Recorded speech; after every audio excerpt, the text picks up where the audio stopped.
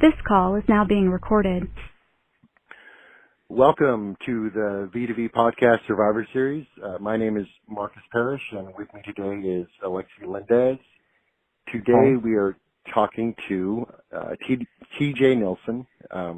He is the director of a documentary film called Last Stop, specifically about the Elan school in Maine that was extremely controversial. They ended up shutting down in 2011, but they existed from 1975 to that point, and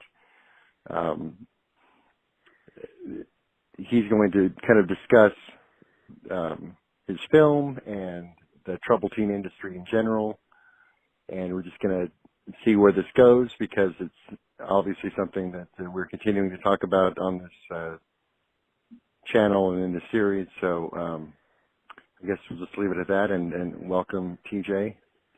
Thank you. You're welcome. So usually what we do when we have people on the show is ask them to define in their own words what the troubled teen industry is, kind of in an unbiased way, like as if we don't really even know what that means. So we like to get different perspectives, and generally what we find out is they match up pretty equally with everybody coming from all parts of the country stating what, in fact, therapeutic boarding schools are all about. So what do you see the troubled teen industry as from your point of view? If I could define it you're asking like a very simple definition? Yeah, I mean, just kind of a broad definition of what it's all about. I mean, it's kind of an open-ended question. Like, right. So you can answer in your own way. Right. So I would say that the troubled teen industry is a set of institutions and practices that have been put in place to rehabilitate teenagers that are having trouble at home and in society. I think that would be the most boiled-down definition. Right. Now that's their stated goal. Right. I mean, that's what all the glossy advertising says. That's what the sales pitch says. Right. Is that true? I mean, from your perspective, is that actually the case? Right. Unfortunately, I think it's a lot more complicated than that. Partly because the industry doesn't actually have any official oversight. So that simple definition that I gave doesn't really hold up too well.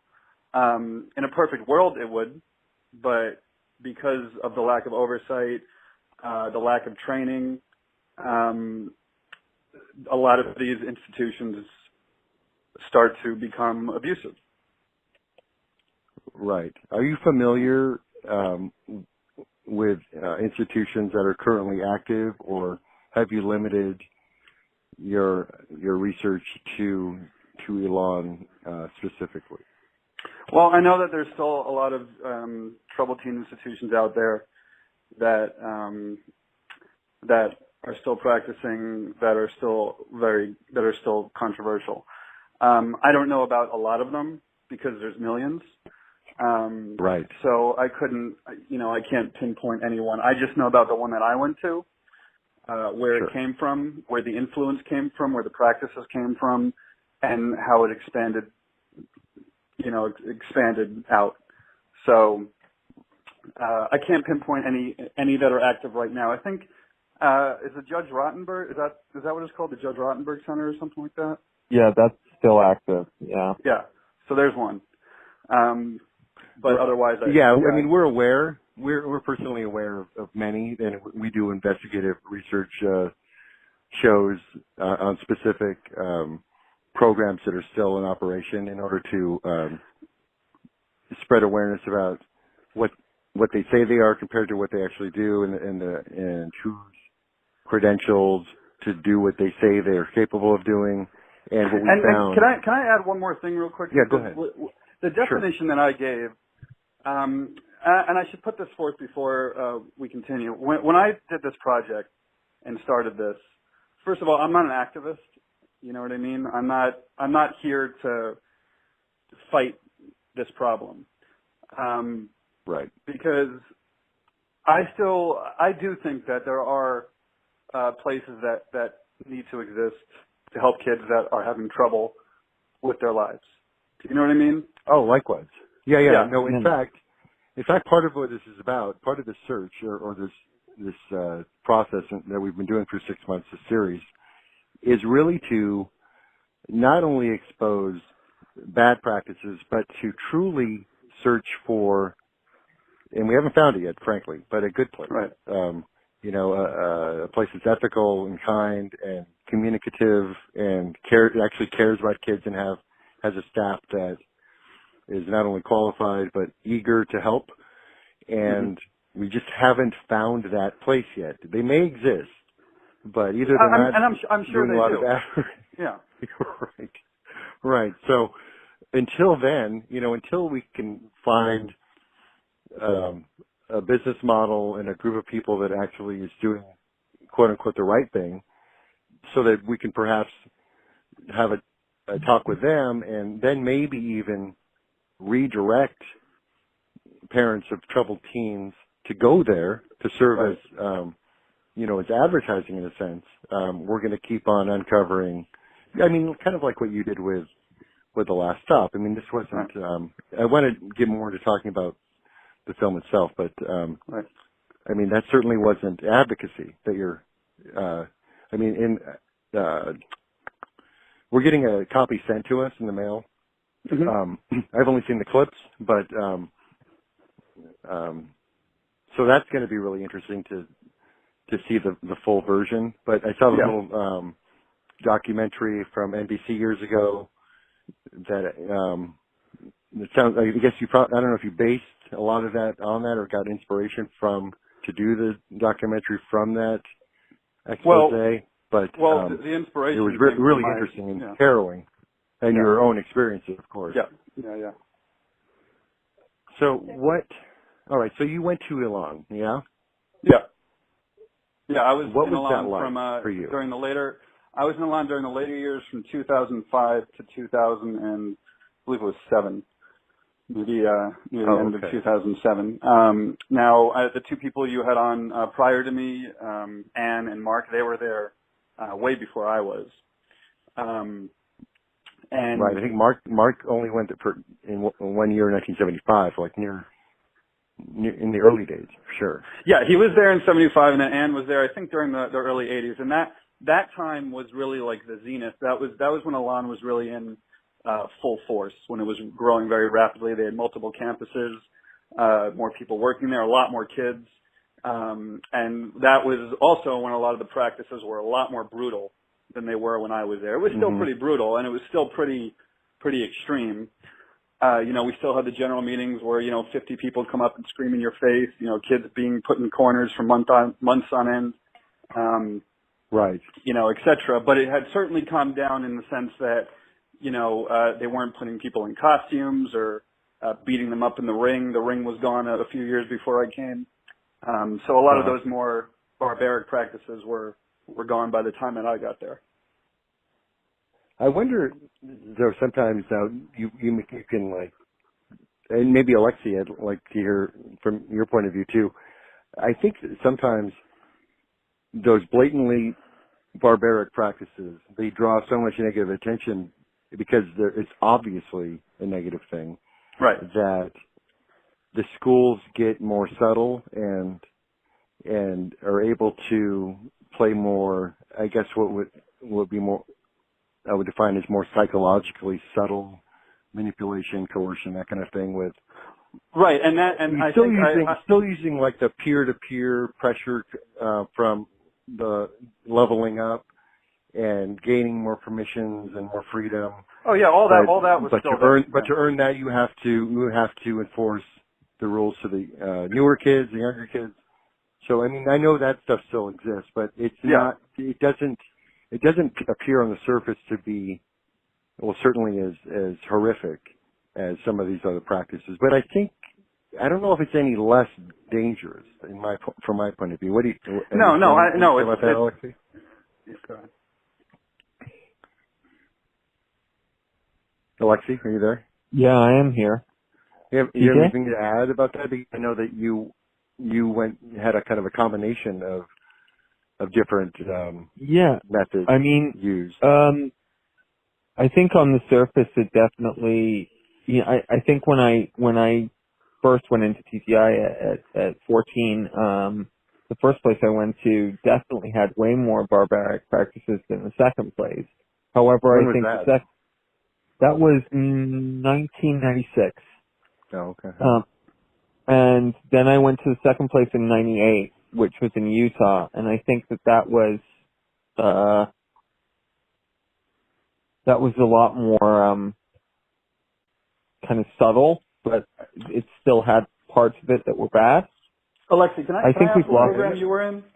'Cause I don't. Yeah, I was in Devereaux in Houston, Texas, and then Okay. I was moved to Heritage School in Provo, Utah. Okay, I'm not familiar with either of those, so I'm Yeah. not. In my background is not in the whole teen industry. I was roped into Scientology as a teenager, and it's obviously a little different. Yeah, which uses similar practices, at least the psychological stuff, or all the love bombing. Right. The big hugs, and you're the most important person here, and then shortly after that, it's like if you leave here, you're going to die, that kind of stuff. So there are definitely parallels, but so I think we all realize what we're talking about is the idea of behavior modification with kids, Right. and I just don't know if I buy it yet. I just don't know. And I know we've spoken to a lot of people who are certainly are activists and are opposed to whisking away kids to go somewhere where they're removed from real life experiences and then to be thrust back out into the world with kind of a new set of ideas about how the world works. And Right. from what we've seen and from what I've seen personally, it doesn't necessarily work. It's all very confusing when you put someone in these conditions, and then they go back out in the world. That's not the way the world works. You can't berate somebody about their faults for hours. They're going to hit you in the face, or they're just going to leave, or they're not going to pay any attention to you. Right. So I was asking about whether or not, because I know a lot of people say, there were a lot of benefits.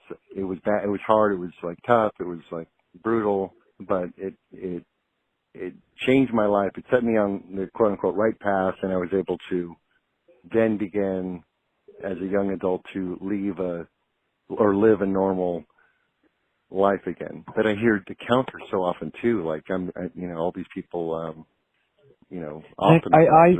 I personally feel like if I sat down with someone who said that though, like I could easily tell them, talk to them, and within a few minutes have them pretty much agreeing that, there could have been a better way. There could have been an in-home intervention. There could have been something done where the child didn't have to be, removed from their environment. I mean, that's just my point of view. But how about you, TJ? Well, I would agree with that to an extent. I would say that personally, like I'm 31 years old, and I still remember my childhood pretty vividly, or my teenage years pretty vividly, and I still have a lot of friends from those years. I would say that one of the problems with, again, I brought this up before, one of the problems with this industry is that there is no scientific data, and there's no way to tell what will help a kid being taken out of the home and what will help them being kept in the home.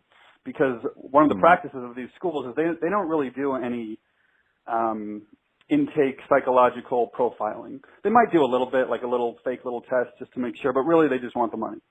So they're just going to take anybody. And that's one of the biggest problems. It's just that they're for profit, and they're going to take anybody who walks through those doors. Maybe one kid, maybe a kid could have been helped at home. Maybe they could have done something else, but they don't care because they want the money. Right. So in a lot of cases, because they're defined as often they have each institution has like multiple definitions regarding what they do.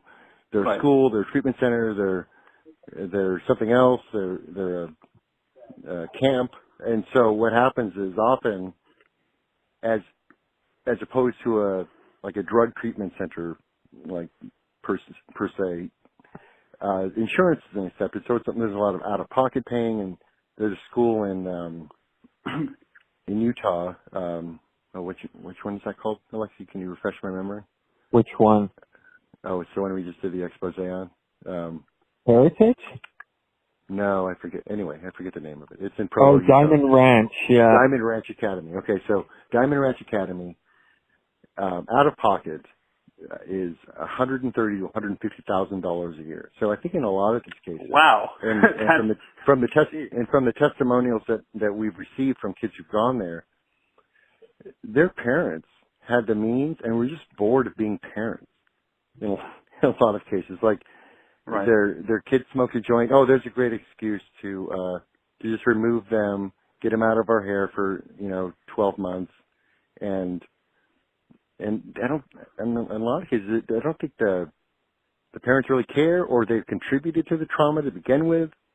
Right, and if an institution had any legitimate clout and actually did care about the kid, they would say to the parent, do you just want to put your kid in here to get rid of him? And if that's the case, maybe we should be talking to you about your problems. But they won't do that.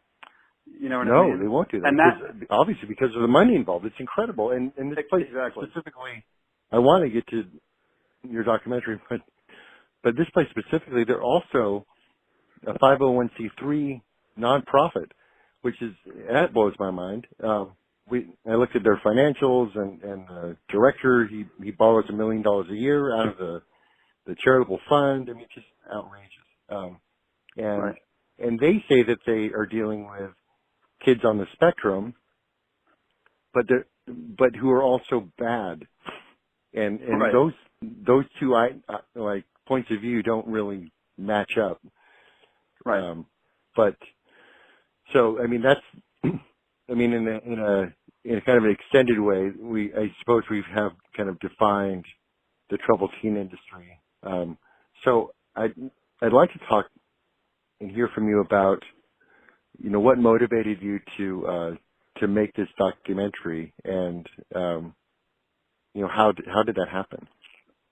Right. Well, one of the things that motivated me to make the film was the fact that there really was no documentary that I could find or film anything on a film format that really dived into the nuts and bolts of these institutions. And I found Elan, after getting out of Elan, I kind of put it on the back burner for a while. I didn't even think about it anymore. And sure. It got to the point where I was kind of searching for, I do filmmaking for a living. I'm an editor by trade. I was looking for a project to work on, just to keep me busy, and, a project that I could, exercise my skills with. And Elan came up. And I started to dig into Elan, its history, the groups on Facebook, people talking about it. And I was like, wow, this needs to be on film. This should be on film. It's a much crazier story than I realized. Because you don't really think about it when you're, if you're in one of these institutions. A lot of the times you go through and then you get out, you forget about it, and then, the feelings will come up later. So that's what really kicked it off. So what are can you kind of explain, because obviously most of anyone who's listening to this hasn't heard of your movie or certainly seen it. I'm going to, of course, direct people to the Last Stop website so people can check out the preview and purchase your movie. Right. So, yeah. But what's the story here? What is there? Is it kind of you follow certain people through their tale and their recollections, and what's the format of the movie? Well, so what I wanted to do, again, like I said, I really wanted to explore the nuts and bolts of the program. So the film goes through the history of Elan, its creation, where the idea came from, who created it, all the way up until its shutdown. So it goes through the history, all up until the day that, Elan closed. Right. It's an amazing story. Right. Yeah. Well, it is. Like outrageously crazy. Yeah, and you needed to tell the story correctly. You need to account for, when it was, back in the 70s when it was created, all the way up until it was shut down in the 2000s. So I got people from each generation, a few people from each generation, to tell their story and to reconstruct the program and its history, on film. And I really wanted to, and I hope I accomplished, going into the nuts and bolts, how the program worked, what the daily schedule was like, what the punishments were like, what the goal was, and so people can get a good understanding of exactly what this was. Because a lot of like, you mentioned the NBC story, and there was another little story about it, a little documentary about it called Children of Darkness. It really doesn't dive into how the program worked, which is really what I wanted to touch on. Okay. Right. I think it's like super important to sort of paint a picture for the general audience to understand what it's like inside, Right. Yeah. Because people, you could say like, okay, well, there was a boxing ring, people were dressed up in costumes or whatever, but the hardcore aspect of the program was the program itself. It was how it was moving up the ranks. It was getting permission to talk to somebody. Down to, getting a general meeting for picking up a pencil off the ground and why that's wrong. If you pick up a pencil that's not yours. In the real world, you don't think about that. You see something on the ground, pick it up and throw it away. But in a program, no. It's not that simple. Right. So that's interesting. So I guess from your point of view, and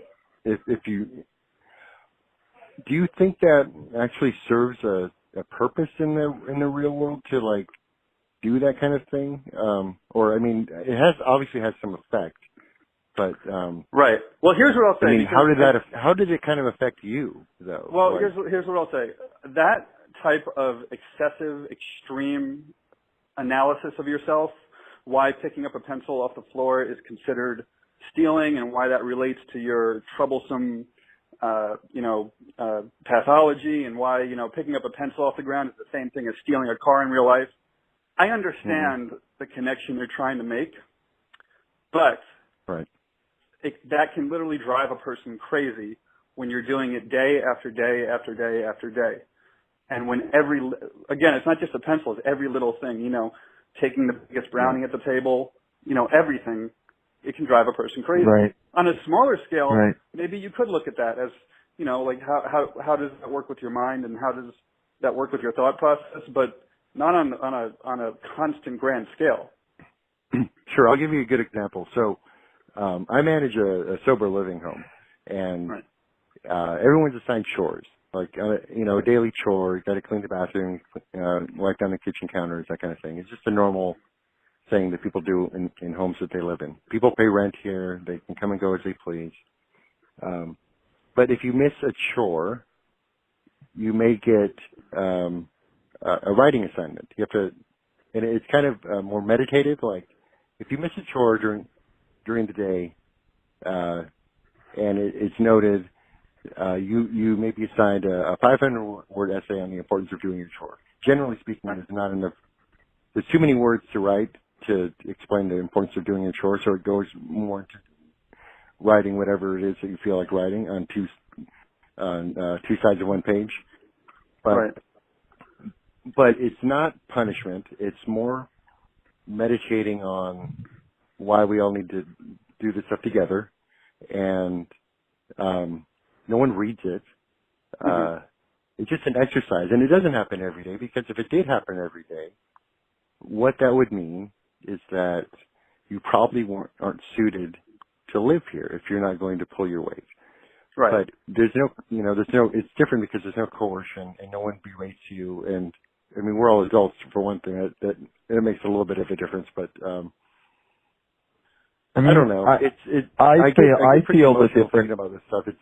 It's almost overwhelming to me to even like recall some of the things that I was made to do in the cult, and I know that Alexei has similar stories, and you do as well. That just the constant, real fear that we as kids were living under in these institutional formats. And if there's anything that we, Alexei and I, want to do regarding these places is to spread awareness by talking to people like you and encouraging people to see this movie, to find out what really goes on even today. This is not just about the past. This is stuff that still goes on in places, hundreds of places all over the country. Right. So I just wanted to make that differentiation between what's beneficial and what is abusive. You were talking about the house that you work at, and how if somebody misses a chore, you have them write an essay. Oh, right. I heard you acknowledge that there's a difference between punishment and duty to the place that you live. Right, and I'll add on to that by saying, if you miss a chore, like we didn't relate this to being at home when you're a kid, you get punished for missing a chore. There's nothing wrong with teaching a kid that. You got to do your chores. You got to be responsible. Right. But in Elan, the level of, I guess you could say, committing a crime to punishment was so molecular. You know what I mean? It was so like just dropping a little piece of gum on or just picking up a little piece of gum. It was like, oh, now you're going to get it. That creates a fear. You know what I mean? And that's why people in Elan, and I'm sure in all these institutions, you're constantly on edge and you're constantly scared that you're going to get in trouble. It's a lot like when you teach a dog to go outside to the bathroom. Well, it is. It's kind of like that, because if a dog, if it pees on the carpet, you can't just walk in an hour later, hit the dog, and send it outside. I won't understand. No, so, and I think there are parallels to. Okay, so you have a kid who's misbehaving, skipping school. I don't know what they're doing. They're doing something. They're involved in petty crime, which is a different route. If your kid's doing criminal activity, there's a different route for that. That's there's a criminal justice system, as flawed as that is. That may be the more appropriate way to go. But or I don't know. They're experimenting with drugs or whatever they're doing. So you put your kid in an institution, and months later, they're continuing to be punished for the things that they did months earlier, right or wrong, whatever the level of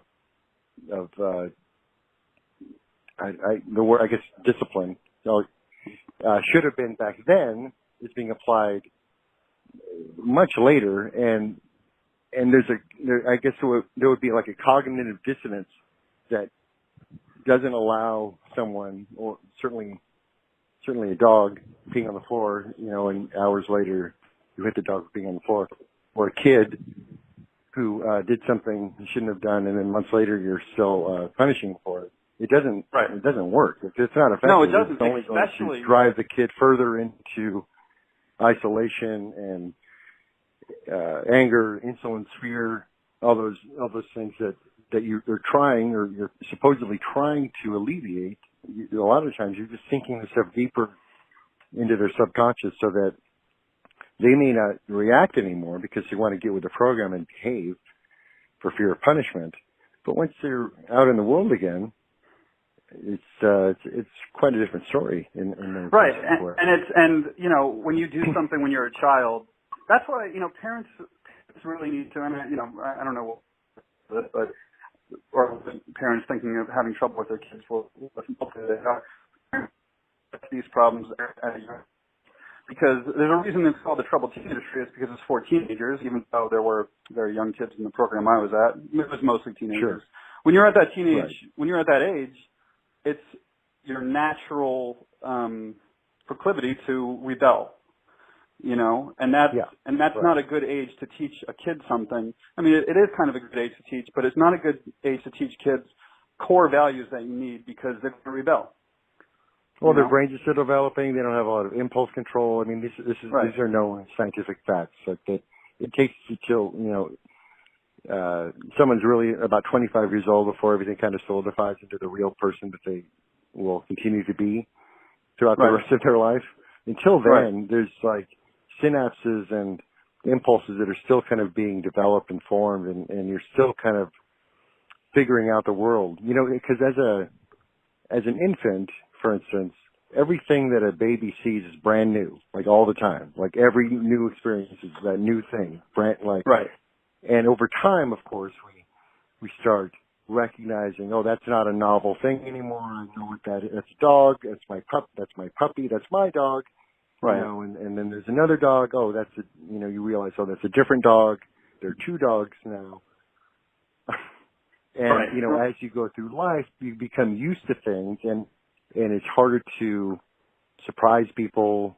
Peekaboo doesn't work anymore, right? Stuff like that.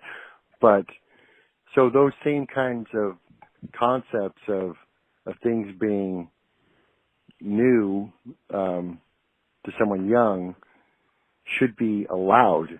Like kids should be allowed to try things, make mistakes, get in trouble, certainly. And I don't think the option really should be to send them away. It just seems that you're abdicating your obligation as a parent in a lot of ways. Like, parent your kid, unless you're the problem.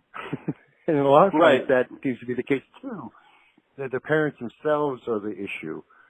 I spoke to a psychologist he became a psychologist to figure out his kid, and what he realized was that he was a troubled parent, and he invited his troubled son into his life, and they figured stuff out together and then wrote a book about it. It's pretty fascinating. That sounds cool. But yeah, the guy's name is Kevin Fall. He was a sales guy, and he was having trouble, and he got divorced and moved, and then went back to school, and his teenage son was having all kinds of problems at home, so he invited his son to move in with him into his college environment as an adult.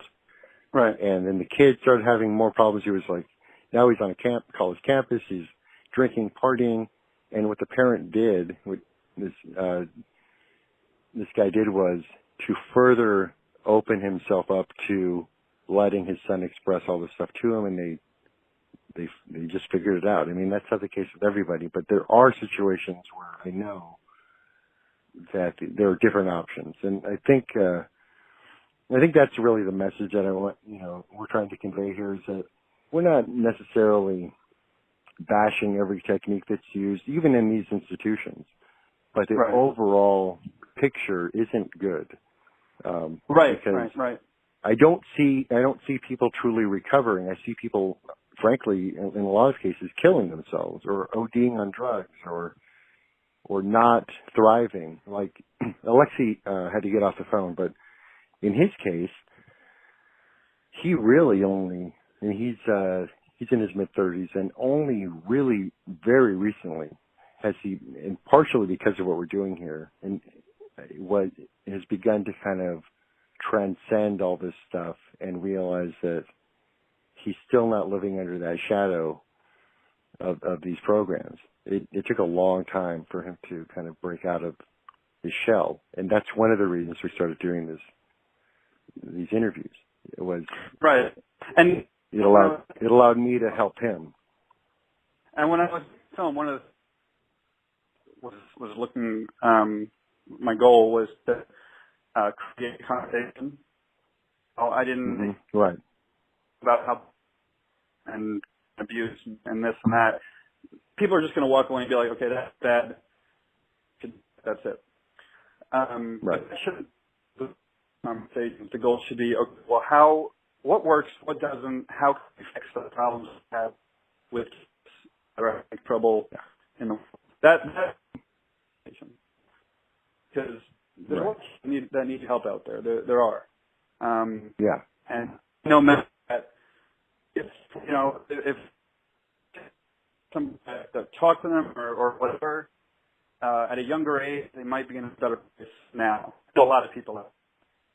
Sure. So I would hope that when people watch the film that they can, take a step back and just kind of start coming up with ideas and start wondering address this. Absolutely. So I think we're going to wrap it up. It's a nice place to end on a little bit of hope.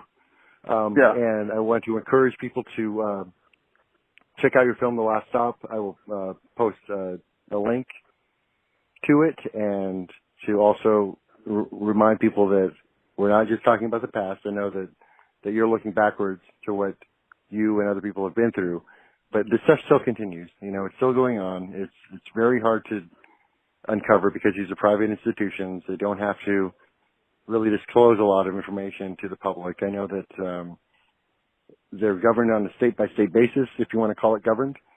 And, right. And going back to the Utah thing, the regulation is, or one of the regulations is that this facility needs to be inspected once a year by someone who probably has been given like a heads up that the inspector's coming. Let's put out all the nice fruit bowls and clean the kids up and put away the angry kids and let's put on a big show for and that's actually one of the things that's one of the things that got a lot because New York, which a lot of kids, of course. Oh, all right. They when a line got investigated, they would have somebody they were coming back out. Mm-hmm. They just shut the door and said we need to look around. After that, it's the All right. Well, you're cutting out a little bit. So I guess rather than prolong this torture of not being able to hear you clearly, I'm going to say thank you, TJ Nilssen. Thank you. You made a movie called The Last Stop, and it is available, and we will post the link in the description. And I really appreciate you coming on, and I hope we can do this again and with less technical difficulties. Yeah, definitely. All right, thanks a lot, man. I'll talk to you later. Okay. Bye.